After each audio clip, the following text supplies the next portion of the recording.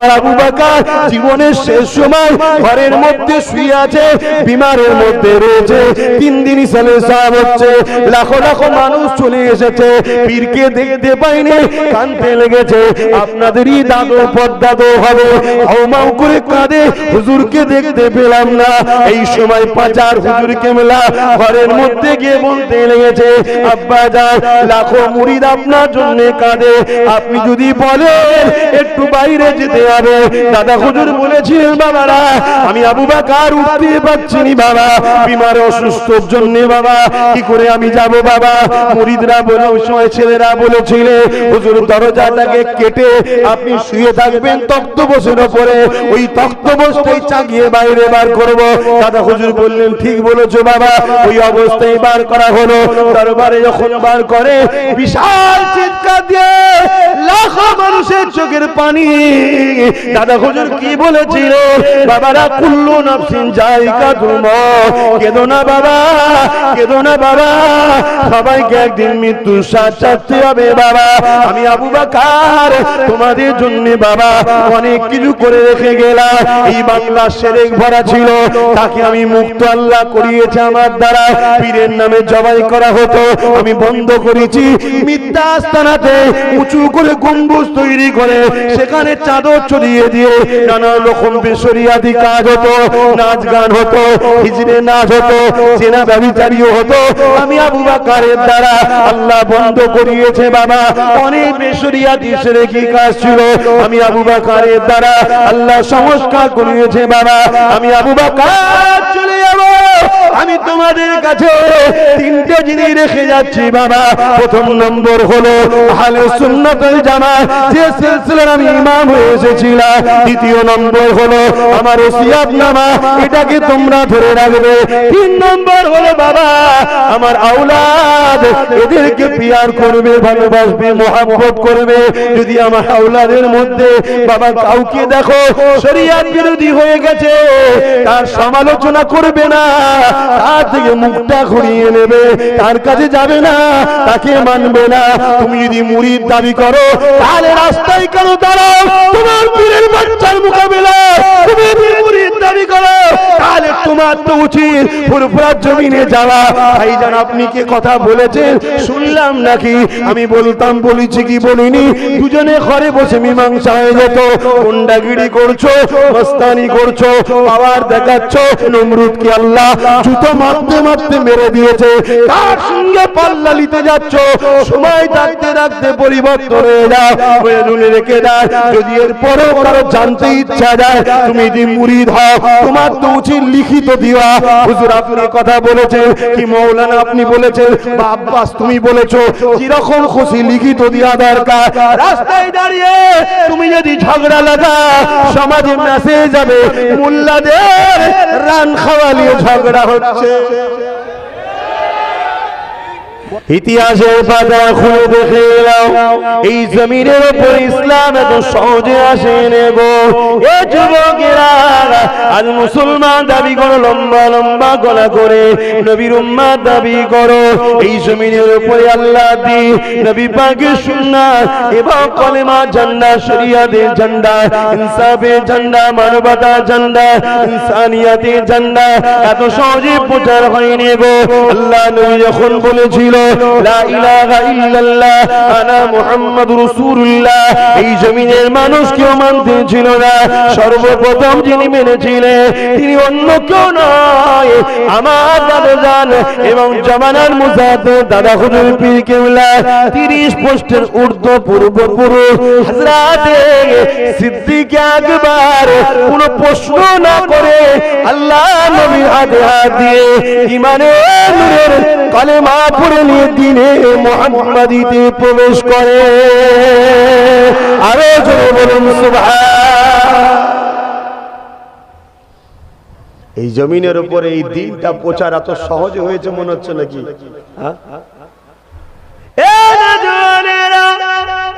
সব জায়গায় মাথা গরম ভালো নয়, হালকা বয়সে রক্তের গরম আছে। হ্যাঁ, তুমি দুনিয়াবি খেয়ালে গান শুনে ফেলেছো, তওবা করে ফিরে আসো। নামাজ কাজা করে ফেলেছো, তওবা করে সিজদায় পড়ে যাও। সিনেমা দেখে ফেলেছো, তওবা করে ফিরে আসো। যাত্রায় চলে গেছো, তওবা করে ফিরে আসো। ফাংশনে চলে গেছো, তওবা করে ফিরে আসো। শরাব পান করে ফেলেছো, তওবা করে ফিরে আসো। অন্যায় করে ফেলেছো, তওবা করে ফিরে আসো। আমার আল্লাহ পাকের নাম রহমান, আমার আল্লাহ পাকের নাম রহিম। নবী আমার জানিয়ে দিলে, এ আমার উম্মত উম্মতিরা, তোরা আমার উম্মত হওয়ার জন্য আল্লাহ তোদেরকে অনেক সুযোগ দিয়েছে। অন্য অন্য নবীর উম্মতেরা গুনাহ করলে সেই নবীর উম্মতের জন্য শাস্তি অবধারিত ছিল, আসমান থেকে সঙ্গে সঙ্গে শাস্তি এসে যেত। এ আমার উম্মতেরা, আমি নবী আমার খাতিরে আল্লাহ পাক তোদেরকে অনেক মাকাম দিয়েছে রে। কি রকম মাকাম দিয়েছে? তোরা যখন অন্যায় করি ফেরেশতা লিখতে যায়, আল্লাহ বলে লিখবি না, আগে করু, যদিও করে ফেলি আল্লাহ বলে এখনো লিখবি না। সকালে করলে সন্ধ্যা পর্যন্ত সুযোগ দেয়, যদি বান্দা বান্দি তওবা করে না আমি আল্লাহ মাফ করে দেবো। রাত্রিরে করলে ফজর পর্যন্ত সময় দেয়, যদি বান্দা বান্দি তওবা করে না আমি মাফ করে দেবো। অন্য নবীর উম্মতেরাই সুযোগ পাইনে, তোমরা সুযোগ পেলে কার খাতিরে? অন্য কারো খাতিরে নয়, আমি না আল্লাহর মুহাম্মদ রাসূলের খাতিরে। আরে জোরে বলুন সুবহান।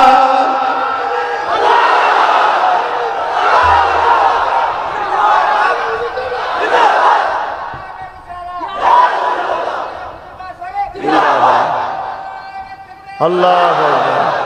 এখন জিজ্ঞাসা করছি, জ্ঞানী গুণী মানুষ, বুদ্ধিজীবী মানুষ, জেনারেল লাইনের মানুষ, সাধারণ জ্ঞানে বলেন, 20 বছর 25 বছর ধরে যে বাপ তোমাকে খাইয়ে দাইয়ে পরিশ্রম করে বড় করলো, তোমার জন্য কত কষ্ট করলো, বিয়েটা হবার পরেই তুমি যদি নিজের বাপকে বাপ বলা ছেড়ে দিয়ে এখন শ্বশুর যদি আব্বাজান হয়ে যায়, নিজের বাপ বুড়ো হয়ে যায়, এই ছেলেটাকে তোমরা কি ভালো নজরে দেখবে? কথা বলছো না কেন? যে রসুলের জন্য সবকিছু পেলাম, সেই রসুল ছেড়ে দিয়ে এখন কোথা দুনিয়ায় একটা কাউকে পেয়েছি, সে দরদি আপন হয়ে গেছে রসুলের থেকে। খুব সাবধান, আমাদের কাছে কুরবান সবকিছু করতে রাজি, মোহাম্মদ রসুলকে ছাড়তে আমরা রাজি নয়। আর আমরা সবার সঙ্গে বন্ধুত্ব করতে রাজি মোহাম্মদ রসুলের স্বার্থে। কথা ঠিক না বেঠিক? বাপেরা, নজওয়ান তরুণেরা মন দিয়ে শোনেন, আল্লাহ নবী, নূহ নবী, দয়া নবী, হায়াতুন নবী, নবী পাক দ্বীন ইসলামের প্রচার করলে কেউ মানতে চাই না। আবু বকর সিদ্দিক মেনে নিয়েছে। আল্লাহ নবী আবু বকরকে সাথে করে নিয়ে কাবার জমিনে দাঁড়িয়ে গেলে, বাবা আবু বকর, কেউ তো আমাকে মানেনি, তুমি আমার কথা মেনে নিয়েছো বাবা, তুমি একটু বলো বাবা, আমার বিষয়ে বলো বাবা। হযরত আবু বকর দাঁড়িয়ে গেলে, এলাকার মানুষরা শোনো বাবা, আমি আবু বকরকে তোমরা কোন নজরে দেখো। হযরত আবু বকর সম্বন্ধে এলাকার মানুষরা বলতে লাগলো, আবু বকর, কখনো তোমাকে ঝগড়া করতে দেখিনি, কখনো তোমাকে গালমন্দ করতে দেখিনি, কখনো তোমাকে বুড়াই কাজে দেখিনি, তুমি বড় চরিত্রওয়ালা ভদ্র সভ্য মানুষ, তুমি সত্য কথা বলো, মিথ্যা বলো না। আমার আবু বকর এই সময় বলেছিল, বাবারা, এলাকা মানুষেরা, তাহলে আমার কথা শোনো, ইনি হলেন মুহাম্মদ রাসূল, ইনাকে নবী বলে মেনে না, এক আল্লাহর দাসত্বকে মেনে না। তোমরা পড়ে না, আমি আবু বকরও পড়ে নিয়েছি, লা ইলাহা ইল্লাল্লাহ মুহাম্মাদুর রাসূলুল্লাহ। এই কথাটা যখনই বলেছিল, এলাকার মানুষেরা বড় বড় পাথর নিয়ে আবু বকরকে মারতে লেগেছে। শোনো শোনো যুবক, এই জমিনে মাথায় টুপি এখন অনেক পাবে, দাড়ি এখন অনেক পাবে, জুব্বা এখন অনেক পাবে, মসজিদ অনেক পাবে, নামাজ এখন অনেক পাবে, পীর এখন অনেক পাবে, পীরজাদা অনেক পাবে, দরবার অনেক পাবে। ওই যুবক, কিন্তু সেদিন জমিনের উপরে কেউ ছিল না আল্লাহ মানা, কেউ ছিল না নবীকে মানা। সেদিন আমার আবু বকর যখনই নবীর পক্ষে কথা বলেছিল, আল্লাহর পক্ষে কথা বলেছিল, আমার আবু বকরকে তৎকালীন আবু জেহেল, উতবা, সাইবা, আবু লাহাবরা মেরেছিল। সেই আবু বকরের খুন আমার শরীরে আছে। সেদিন আমার আবু বকর এত খুন জড়িয়েছিল, এত খুন আবু বকরের শরীর থেকে বেরিয়েছিল। কাবার জমিনের উপরে আল্লাহ নবীর পাশে আবু বকর অজ্ঞানে পড়ে গিয়েছিল। এই আবু বকরের খুন আজও যদি নবীর জন্য ছড়াতে হয়, আমি ছড়াতে রাজি আছি। তথাপিও যতদিন বাঁচবো এই জমিনের উপরে নবী নবী নবী নবী নবী করে যাব। আমার সঙ্গে কারা নবী নবী করতে রাজি আছে? হাত তুলে দেখো। নবী নবী নবী নবী নবী নবী, ইয়া রাসূলুল্লাহ, ইয়া রাসূলুল্লাহ, ইয়া রাসূলুল্লাহ, ইয়া রাসূলুল্লাহ, ইয়া রাসূলুল্লাহ, ইয়া রাসূলুল্লাহ, ইয়া রাসূলুল্লাহ, ইয়া রাসূলুল্লাহ, ইয়া রাসূলুল্লাহ, ইয়া রাসূলুল্লাহ, ইয়া রাসূলুল্লাহ, ইয়া রাসূলুল্লাহ, ইয়া রাসূলুল্লাহ, ইয়া রাসূলুল্লাহ, নারে তাকবীর।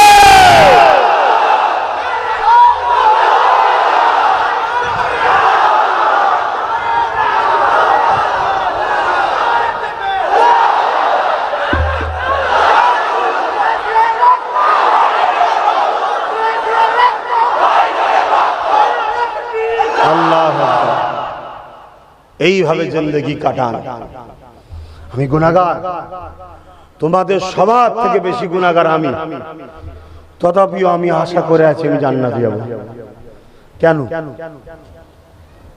আমি তোমাদের সবার থেকে গুনাহগার, তথাপি কিন্তু জান্নাত যাবার আশায় বসে আছি। কেন? এই শুনছেন না? কেন? আল্লাহর কোরআনের একটা আয়াত আছে, ওয়ালা সাউফা ইউতিকা রাব্বুকা ফাতারদা। হাফেজ সাহেবদের, আলেমদের জিজ্ঞাসা করুন, ওয়ালা সাউফা ইউতিকা রাব্বুকা ফাতারদা। এই আয়াতের তাফসীরে শুনছেন তো? এইদিকে খেয়াল আছে তো? এই আয়াতের তাফসীরে কি বলছে? কিয়ামতের দিনে আমার আল্লাহ তেনার হাবিবকে বলছেন, হাবিব, ওয়ালা সাউফা ইউতিকা রাব্বুকা ফাতারদা, আমি আপনাকে অচিরে, অর্থাৎ ময়দানে মাহশরে মুফাসসিরিনরা বলছেন এত দিয়া দেব।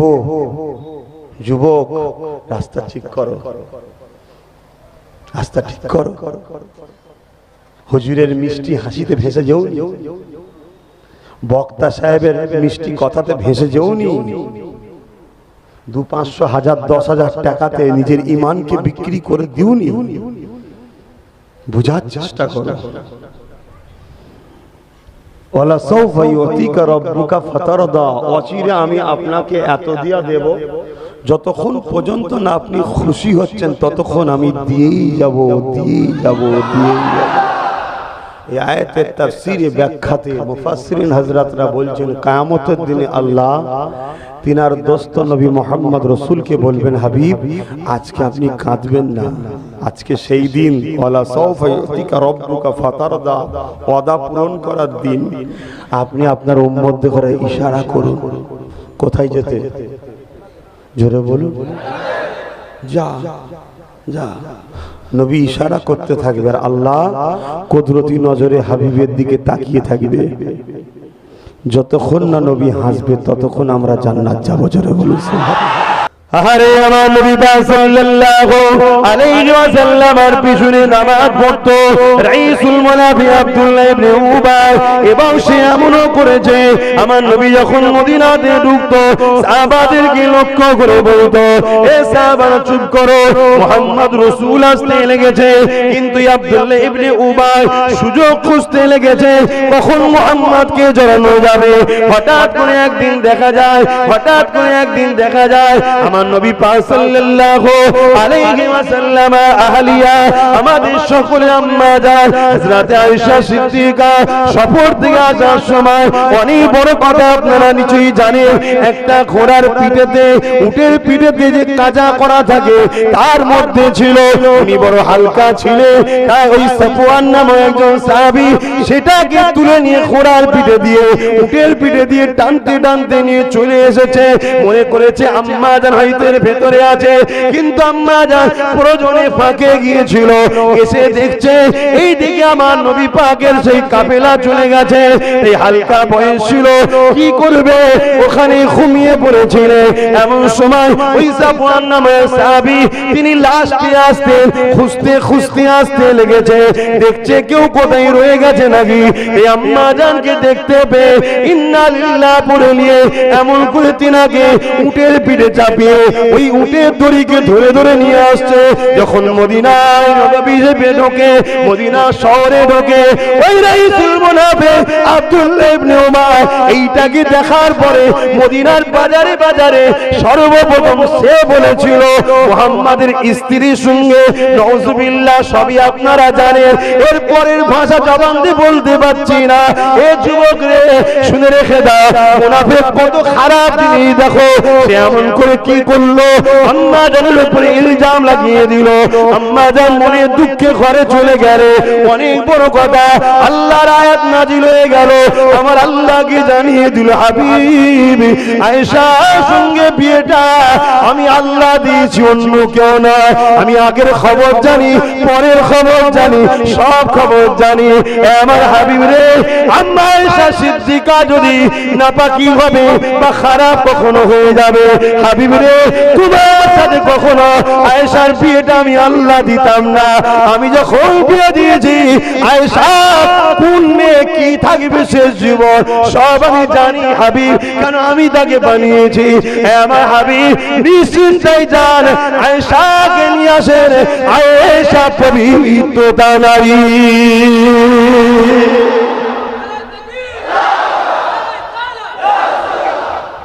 বুঝতে পারছেন মুনাফিক কি জিনিস? এই দাড়ি, নামাজ, ওহ কি দরদ।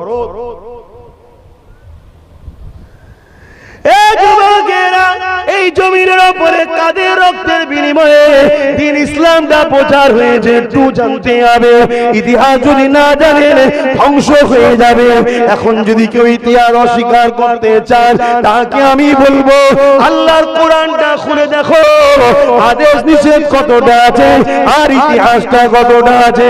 কোরআনকে যদি 3 ভাগে ভাগ করা হয়, বুঝাবার জন্য বলছি, 2 ভাগের বেশি ইতিহাস রয়েছে। সে আপনি ইউসুফ নবীর জীবনী পড়বে, মুসা নবীর জীবনী পড়বে, নূহ নবীর জীবনী পড়বে, ইসমাইল নবীর জীবনী পড়বে, পুরো ইতিহাস ভরা ভরা রয়েছে। কেন আমার আল্লাহ ইতিহাস আমার নবীকে শুনিয়েছে, কারণ ইতিহাসে অনেক কিছু জ্ঞান পাওয়া যায়। ইতিহাস মানুষকে সচেতন করে দেয়। আজ আপনাদেরকে সচেতন করে দিচ্ছি। হযরত ওসমান গনিকে শহীদ করেছিল কারা? প্যান্ট শার্ট পরা দাড়ি চাচাগুলো হিন্দুরা করেছিল, খ্রিস্টানরা করেছিল, নাসারারা করেছিল না বন্ধু, তারা করেনি। কারা করেছিল? পাগড়ি পরেছিল, মাথায় টুপি দিয়েছিল, মুখে দাড়ি দিয়েছিল। 40 দিন ধরে উসমান গনির পিছনে নামাজ পর্যন্ত পড়েছিল।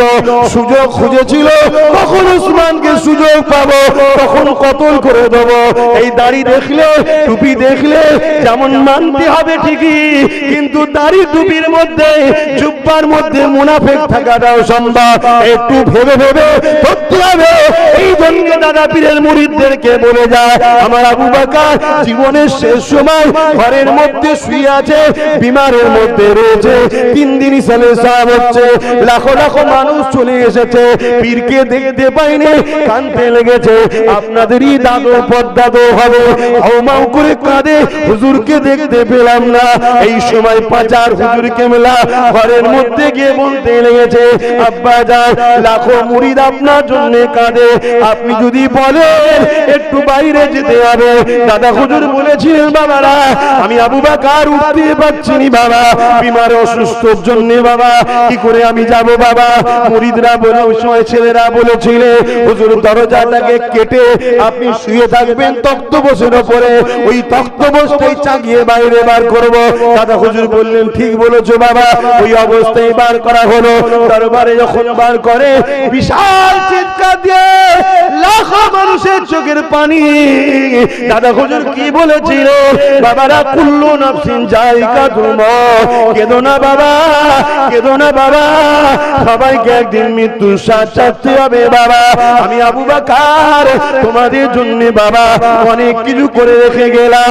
এই বাংলা শিরক ভরা ছিল, তাকে আমি মুক্ত আল্লাহ করিয়েছে আমার দ্বারা। পীরের নামে জবাই করা হতো, আমি বন্ধ করেছি। মিথ্যা আস্তানাতে উঁচু করে গম্বুজ তৈরি করে সেখানে চাদর ছড়িয়ে দিয়ে নানা রকম বেশরিয়াতি কাজ হতো, নাচ গান হতো, হিজড়ে নাচ হতো, জেনা ব্যভিচারীও হতো। আমি আবু বকরের দ্বারা আল্লাহ বন্ধ করিয়েছে বাবা। অনেক বেশরিয়াতি শিরকি কাজ ছিল, আমি আবু বকরের দ্বারা আল্লাহ সংস্কার করিয়েছে বাবা। আমি আবু বকর চলে যাব। আমি তোমাদের কাছে তিনটে জিনিস রেখে যাচ্ছি বাবা। প্রথম নম্বর হলো আহলে সুন্নাত ওয়াল জামাত, যে সিলসিলার আমি ইমাম হয়ে এসেছিলাম। দ্বিতীয় নম্বর হলো আমার ওসিয়াতনামা, এটাকে তোমরা ধরে রাখবে। তিন নম্বর হলো বাবা আমার আওলাদ, এদেরকে পিয়ার করবে, ভালোবাসবে, মহব্বত করবে। যদি আমার আওলাদের মধ্যে বাবা কাউকে দেখো শরিয়ত বিরোধী হয়ে গেছে, তার সমালোচনা করবে না, তার থেকে মুখটা ঘুরিয়ে নেবে, তার কাছে যাবে না, তাকে মানবে না। তুমি যদি মুরিদ দাবি করো তাহলে রাস্তায় কেন দাঁড়াও? তোমার পীরের বাচ্চার মোকাবেলা তুমি যদি মুরিদ দাবি করো তাহলে তোমার তো উচিত ফুরফুরার জমিনে যাওয়া।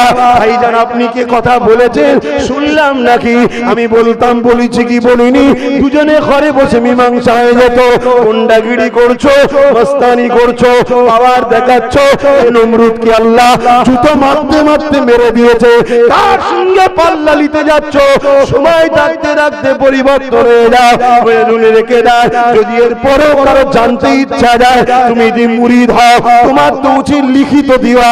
হুজুর আপনি কথা বলেছেন কি মৌলানা আপনি বলেছেন বা আব্বাস তুমি বলেছো, যেরকম খুশি লিখিত দেওয়া দরকার। রাস্তায় দাঁড়িয়ে তুমি যদি ঝগড়া লাগা সমাজে মেসেজ যাবে মোল্লাদের রান খাওয়ালিয়ে ঝগড়া হচ্ছে। বদলামটা আমারও নয়, তোরও নয়, বদলামটা আমার ধর্মের হবে, ঠিক না বেটি? তুমি যদি মুরিদ হও দাদা হুজুরের কথা মানবে না, ভণ্ডমি সব বেরোবে। দাঁড়াও, এখনো সময় আছে। আমরা বৃহৎ স্বার্থ চাই। মুসলিমদের বর্তমান পরিস্থিতি খুবই খারাপ। কাল এই যে সব বাড়িগুলো সব পড়ে আছে, এরকম লাখো লাখো কোটি কোটি গরিব বেকার হয়ে যাবে। কথা বুঝছেন না, বুঝেন না? এই জায়গায় আমাদের একটা হয় দরকার, আমি জানি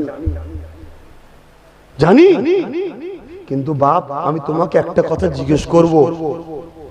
150 বছর আগে মুসলমানদের এই অবনতি ছিল না, 150 বছর থেকে অবনতি শুরু হয়েছে। কেন? 150 বছরের আগে পৃথিবীতে সবাই ঈমান ও প্রেম ও আদবের দিকে রাসূলের উপরে বড় মজবুত ছিল। রিসেন্ট অনেক দল মত ফিরকা বেরিয়ে গিয়ে রাসূলের আদব ও প্রেমটা আমাদের দিল থেকে সরাচ্ছে। আমরা যখনই জিতেছি, কামিয়াবি হয়েছি, একটা পাওয়ার, এই পাওয়ারটার নাম হলো ঈমান। জোরে বলুন সুবহানাল্লাহ। ওই ঈমান কাজকে সরানো হচ্ছে। তাই আমাদের উচিত কি নয় কওমকে ঈমানের পাওয়ারটা বাড়ানো? একটু হ্যাঁ কি না বলুন, হ্যাঁ কি না বলুন। যদি না হয় সেটাও সাহস করে বলুন। আমি মস্তান নয়, আমি মুজাদ্দেদ জামানের খুন। যদি আমাদের এই অভ্যাস থাকতো যে কাউকে উঠতে দেবো না, তাহলে বাংলা তো দাদা হুজুরের ছিল, কেউ একটা গজাতে পারত। অভ্যাস আমাদের নেই। আমার দাদা হুজুর রাসূলকে কত ভালোবেসেছে একটা বলবো, একটা বলবো, তাহলে বুঝবেন ভণ্ড কারা। কথা বুঝছেন না, বোঝেন না? আমার মুজাদ্দিদুল জামান দাদা হুজুর রাহমাতুল্লাহ আলাইহি আমার রাসূলকে এত ভালোবেসেছিলেন, দিন রাত ধরে হুজুরের জন্য কাঁদতেন। হুজুরের দিদারের জন্য দরুদ শরীফ পড়তেন। একদিন গভীর রজনীতে তাহাজ্জুদের নামাজটা পড়ে মুজাহিদুজ্জামান দাদা হুজুর পীর কিবলা, এ যুবক তুমি আমি তরুণ, হয়তো ভুলে যেতে পারি, এই জন্য বললাম ইতিহাস পড়ো। পড়ার তো আমাদের সময় নাই, এই জন্যই তো আজ আমরা ধ্বংসের দিকে যাচ্ছি। তাই বলে দিয়ে যাই বাজারে, এ যুবকেরা, নিম মুল্লা খাতরা ঈমান, আর নিম হাকিম খাতরাই জান। বোঝেন তো নাকি? নিম মুল্লা বোঝেন না? আরে দুটো চটি পরে যারা বেরিয়ে পড়েছে, সময় দিয়ে খেয়াল করার বলতে পারছি না, তবে দাদা হুজুর একটা কথা বলবো, শুনবেন শুনবেন শুনবেন। এ যুবকেরা, তরুণেরা, বাবেরা, আমার মুজাহিদুজ্জামান নবী নবী নবী নবী করে কাঁদে, আমার মুজাহিদুজ্জামান নবী নবী নবী নবী করে কাঁদে। দরুদ শরীফ পড়তে লাগে, রাত আছে দিন যায়, দিন আছে রাত যায়, আল্লাহ নবী দিদারে এখন কাঁদে হয়েছে, আল্লাহ নবীকে দেখার জন্য বড় তামান্না করতে লেগেছে। এমন সময়ে একদিন তাহাজ্জুদের নামাজ পড়ে আর চোখ খুলে রাখতে পারছে না, একটু তন্ত্রে এসে গেছে, বিছানায় পিঠটা দিয়েছে, হেলান দিয়ে পিঠটা দিয়েছে দিয়ালে, হেলানটা দিয়ে পিঠটা দিয়েছে দিয়ালে, সঙ্গে সঙ্গে চোখটা যে মুজে গেছে, খবের মধ্যে কোন জানে সুলতানের দিদার হচ্ছে। আল্লাহ নবী বলেছিল, হে আবু বকর, তুমি আমাকে এত ভালোবাসো, পিয়ার করো, আমার দরবারে কেন আসো না? ইয়া রাসূলুল্লাহ, হাবিবাল্লাহ, যাবার মতো আমার অর্থ নাই, যাবার মতো আমার সামর্থ্য নাই, এটা ইলমে মারিফাতের কথা, বুঝতে গেলে সময় লাগবে। এ যুবকেরা, আল্লাহ নবী বলেছিল, আবু বকর নিয়ত করো, আমি নবী দোয়া করছি। পরের দিন সকাল হলো, সাহাবা মন করে খলিফারা এসেছে, ওখানে অনেক খলিফারা বসে আছে, বসিরাত আল্লামা রুহুল আমিন সাহেব রয়েছে, কাইয়ুমুজ্জামান বড় হুজুর রয়েছে, অনেক খলিফারা রয়েছে। এমন করে দাদা হুজুর বলতে লেগেছে, বাবারা, আল্লাহর কাবা নবীর রওজায় হাজিরির জন্য নিয়ত করুন। দাদা হুজুরকে নিয়ত করার জন্য হুকুম কে দিল? দাদা হুজুর এই কথা শুনে সাথে অনেকজন ছিলেন, তারাও বললেন, হুজুর আমরাও নিয়ত করছি, আপনার সাথে যাবো। বলুন সুবহানাল্লাহ। হজ করতে চলে গেলেন। আল্লাহ নবী বলেছিলেন, আগে কাবা, তারপরে মদিনা, খবরের মধ্যে আগে মক্কায় যাবে, ঘুরে তাওয়াফ করে আমার দরবারে আসবে। দাদা হুজুর রাহমাতুল্লাহ আলাইহি ওই সময় জেদ্দায় নামলেন, পানির জাহাজ। শোনো শোনো শোনো শোনো শোনো যুবক, তো হুজুর কেবলা জেদ্দায় পৌঁছালেন, জেদ্দা থেকে খালি পায়ে। কোরআন শরীফের কোন আয়াতে আছে, হাদিস পাকের কোন হাদিসে আছে যে নবীর দরবারে খালি পায়ে ঘুরতে হয়?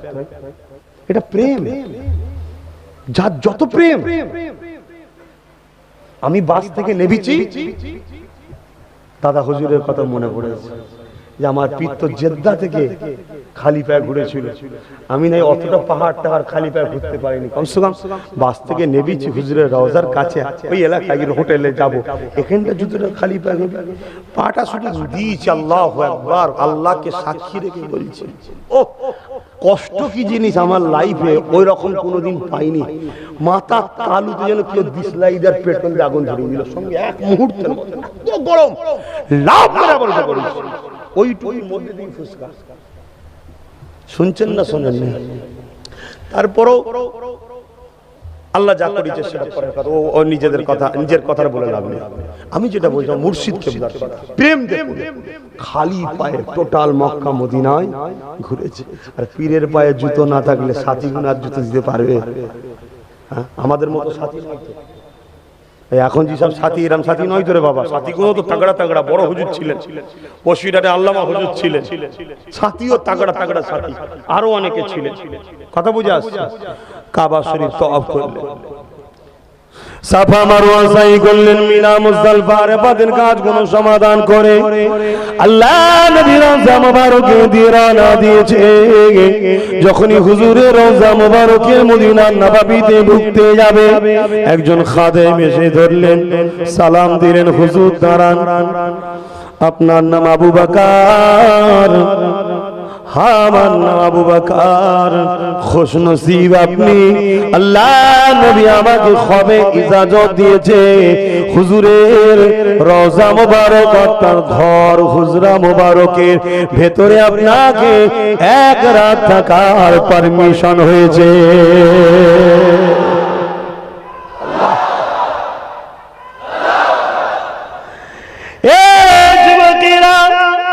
ব্যক্তিগত কারো সঙ্গে রাগ আগেও ছিল না, আজও নাই।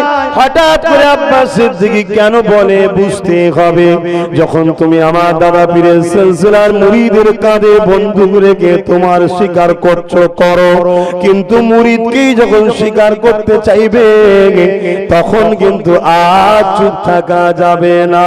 তাই বলি লড়াই যখন করতে এসেছো, এতই যখন প্রেস্টিজে লেগেছে, একটুখানি সমাজকে জানাও আমার পর্দা তো এমন ছিল আমি জানালাম, তোমাদের পর্দা তো কেমন ছিল জীবনী গুণে একটু ওয়াজ করে শোনা। যদি বলো কোরআনের মাহফিলে পর্দাদের কথা বলবো কেন, অবশ্যই ঠিকই কথা বলবে কি করে। পর্দা তো যদি আল্লাহর ওলি হয় বলা যাবে, কেন কোরআন ওলিদের কথা ঘোষণা করেছে। বলো না শুনিয়ে, আমার জানা নেই।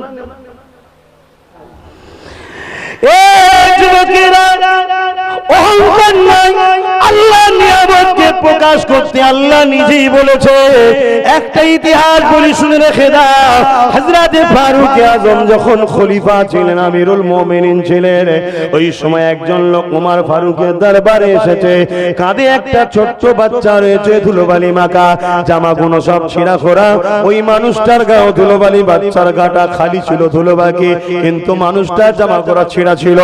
এইভাবে উস্কো খুস্কো চুললে খালি পায়ে খাওয়া নেই, জীর্ণ শীর্ণ মানুষটা ওই বাচ্চাটাকে কাঁধে আমিরুল মুমিনিনের দরবারে এসেছে। হযরত ওমর ফারুক বলেছিল, তোমার নাই অভাব হয়েছে, ভিক্ষা চাইতে এসেছো, তুমি একা আসতে পারতে, বাচ্চাটাকে কেন নিয়ে এসছো, তো শিখবে। ওই মানুষটা বলেছিল, হুজুর বিয়াদবি নেবেন না, আমি কোনো ভিখারি নয়, আমি একজন নামকরা বিজনেসম্যান, তামাম ওয়ার্ল্ডে আমার বিজনেস চলে। তাহলে এই দৃশ্য কেন হুজুর? আল্লাহর হুকুমে আপনার কাছে এসেছি, কুরবান যাক আল্লাহ। আল্লাহ আব্বাস সের বাপ মা জান মাল সব তোমার হাবিবের কদমে কুরবান যাক, তোমার কুদরতি কদমে কুরবান যাক। আল্লাহ আব্বাসের গাড়ি ঘোরাচ্ছে। কে ঘোরাচ্ছে গো?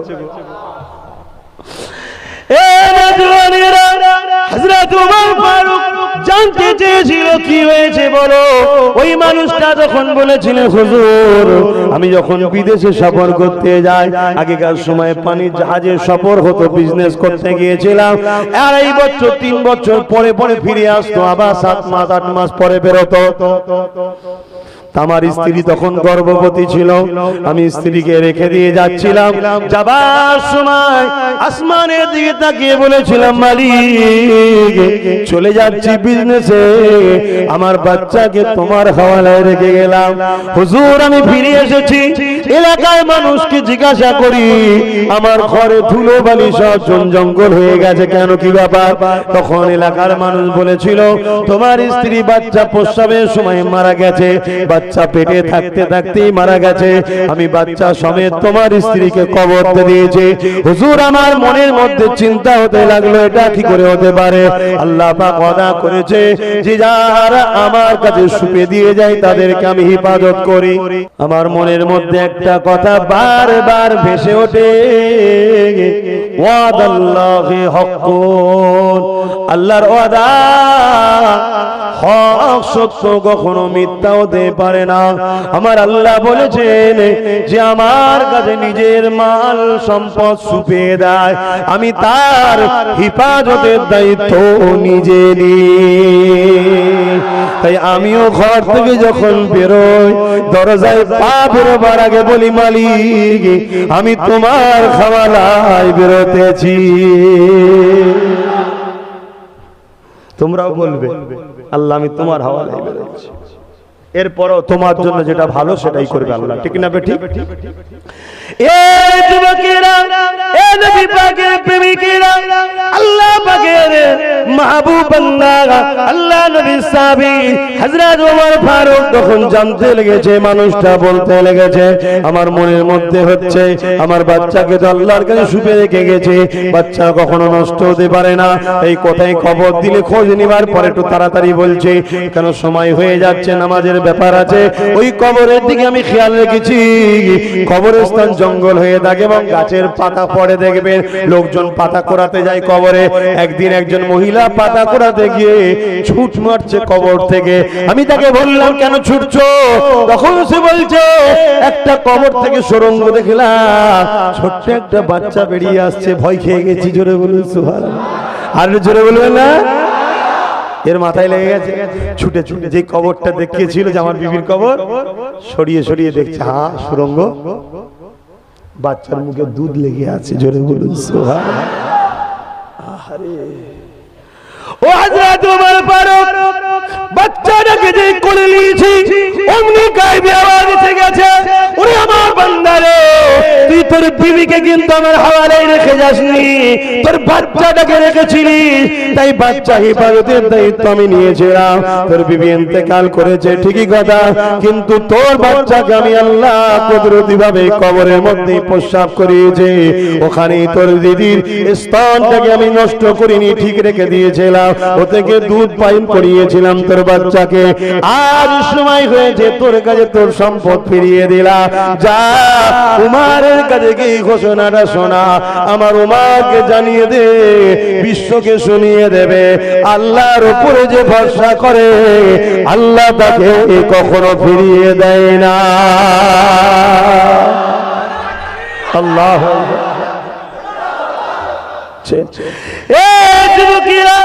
আমার দাদা পীরের কথা বলছিলাম, 5টা মিনিট সময় আছে, বলবো না, বাদ দেবো। এ যুবকেরা সবাইকে জিজ্ঞাসা করি, হাত তুলে তুলে বলো, বলবো না, বাদ দেবো।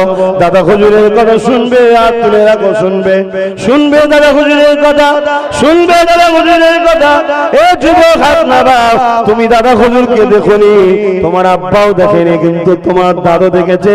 তোমার দাদু যখন নামের আগে মোহাম্মদ লিখতে জানতো না, দাদা হুজুর তখন লিখা শিখিয়েছে। তোমার দাদু যখন ধুতি পরে বেড়াতো, দাদা হুজুর তখন পায়জামা পাঞ্জাবি পরা শিখিয়েছে। তোমার দাদু যখন হুঁকু খেয়ে বেড়াতো, দাদা হুজুর তখন হুঁকু খাওয়া ছড়িয়েছে। তোমার দাদু যখন গাঁজা খেত, মদের ভান নিয়ে দৌড়তো, এমন করে বেসুরিয়াদি কাজ করতো, মুজাহিদুজ্জামান তখন তেনাকে দ্বীন ইসলাম শিখিয়েছে।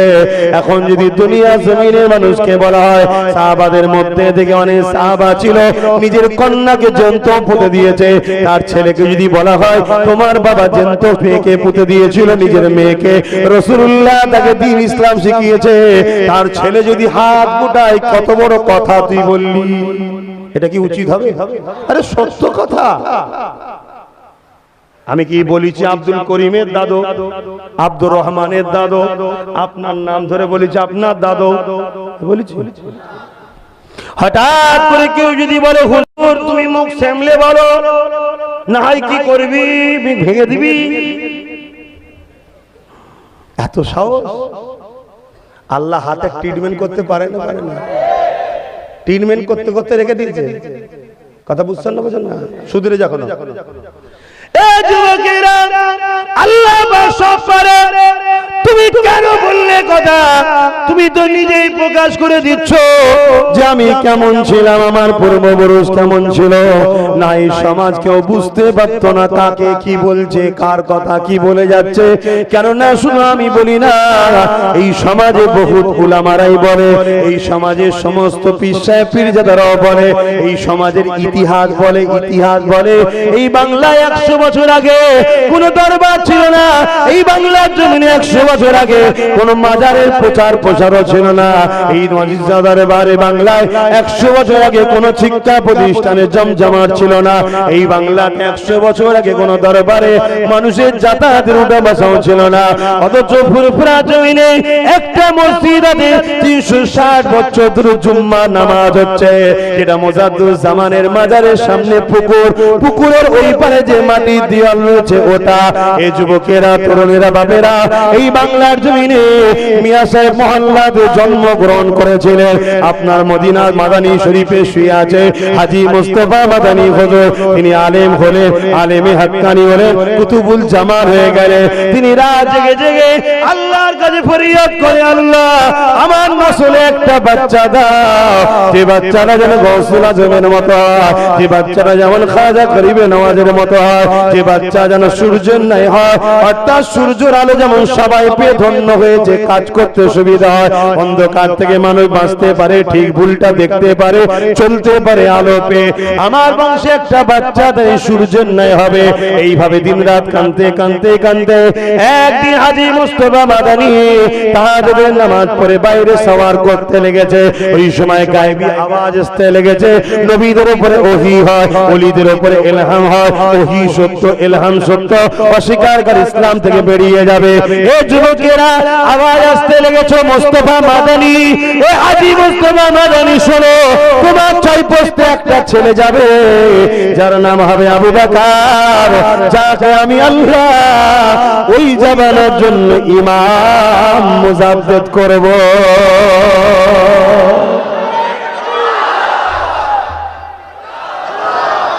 ঝগড়া না করে তুমি একটা বলো না। কি গো বলবে তোমার দাদুর কথা? অতএব ঝগড়া না করে আমার দাদুকে তোমার দাদু বলে দিয়েছি। তো দাদা হুজুর বলেছে না, বলেন আমার মুরিদরা রুহানি ছেলে, তাহলে দাদা হুজুর আমার একা না তোমাদের? জোরে বলেন। আমি সংক্ষেপ করব। হাজী মুস্তাফা মাদানী হুজুর আল্লাহ পাক তিনাকে জানিয়ে দিলেন, তিনি ঘোষণা করে দিলেন, বাবা মুরিদেরা আমার 6 পোস্টের পরে একটা ছেলে আসবে, আবু বকর নাম হবে, সেই জামানার মুজাদ্দিদ হবে। এই যুবকেরা ওই মাদানীপুরে শুয়ে আছে পিয়ারডাঙ্গা শরীফ, নাম শুনেছেন? ওই যে দরবার শরীফ আছে ওখানে এমন করে আব্দুল মাহবুব সাহেব আছে, আব্দুল দাইয়ান ফারুকি আছে, এরা সব ওমর ফারুক হুজুরের সন্তান। জোরে বলুন সুবহানাল্লাহ। সব নবী বংশ, কোরাইশ, কোরাইশ সৈয়দ বংশ নয়, কোরাইশ বংশ, সিদ্দিক বংশ নয়, কোরাইশ বংশ, ফারুকি বংশ নয়, কোরাইশ বংশ, আব্বাসী বংশ নয়, কোরাইশ বংশ। এগুলো special lockup, DG, IPS officer, এগুলো বংশ নয়, এগুলো সবাইকে পুলিশ বলা হয়, এগুলো একটা ক্লাস স্পেশাল। কথা বুঝে আসছে না? নাই, কোরাইশ হলো বংশ। এ যুবকেরা, তরুণেরা, আমার সাহেব মুজাদ্দিদুল জামান সাইয়্যিদুনা আবু বকর সিদ্দিক আল কুরাইশি, দাদা হুজুর পীর কিবলার ওখানে একজন খলিফা শুয়ে আছেন, সাওয়ানি উমরি কিতাব লিখছে। তিনি বলতে লেগেছেন, আল্লাহ নবী রুহানি হালতে ফুরফুরা জমিনে টিনের চালা, ওই জায়গায় এসে সবুজ পাগড়ি আমার মুজাদ্দিদ জামানের মাথায় পরিয়ে বলেছিল, আবু বকর আল্লাহ পাক তোমাকে এই জামানার জন্য বড় জামাতের ইমাম বানিয়েছে। বড় জামাত বলতে কোন জামাত? আজও পৃথিবীর জমিনে সেই জামাত বড় জামাত। 95 থেকে 97% মানুষ যে জামাতকে মানে, কোন জামাত? যে জামাতে ইমামে আজম আছে, যে জামাতে ইমাম মালিক আছে, যে জামাতে ইমাম শাফি আছে, যে জামাতে ইমাম এ যুবকেরা 4 ইমাম, ইমাম শাফি, ইমাম মালিক, ইমামে হাম্বল ও ইমামে আজম নোমান বিন সাবিত আছে। ওই জামাতটা কোন জামাত? নবী বললেন আমার সুন্নতের জামাত, আমার সাহাবাদের জামাত, আহলে সুন্নাতুল জামাত।